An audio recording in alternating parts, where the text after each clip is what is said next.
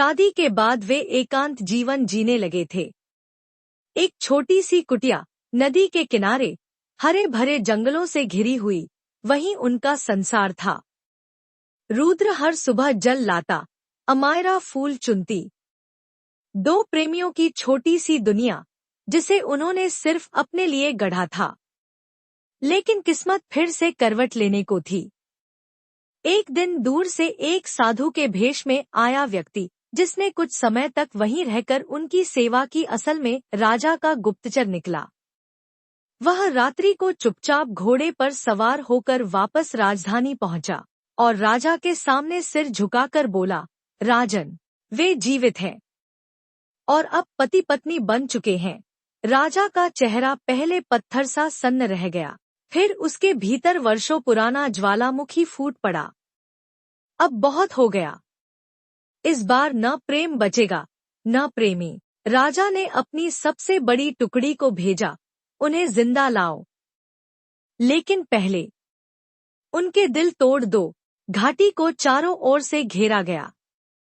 अमायरा और रुद्र, जिनका प्रेम अब एक पवित्र बंधन बन चुका था, फिर से तलवारें उठाने पर मजबूर हुए। उन्होंने जितनी हिम्मत थी दिखाई। तीर चलाए गए, तलवारें टकराईं, लेकिन सेना बहुत बड़ी थी। अंततः दोनों को बंदी बना लिया गया। राजा ने दरबार में उन्हें कटघरे में खड़ा किया।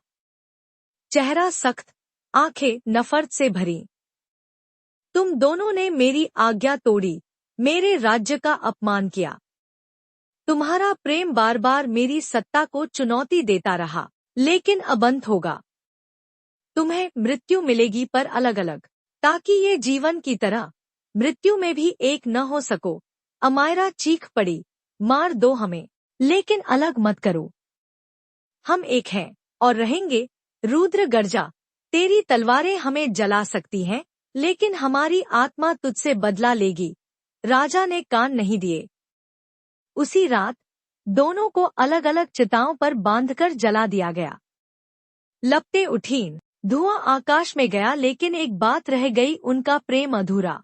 अगली रात महल की ऊंचाई पर अचानक शीतल हवा तेज हो गई। दिए अपने आप बुझ गए और फिर राजा के कक्ष से एक तेज स्त्री स्वर गूंजा, राजा, तेरा अंत अब शुरू हो चुका है।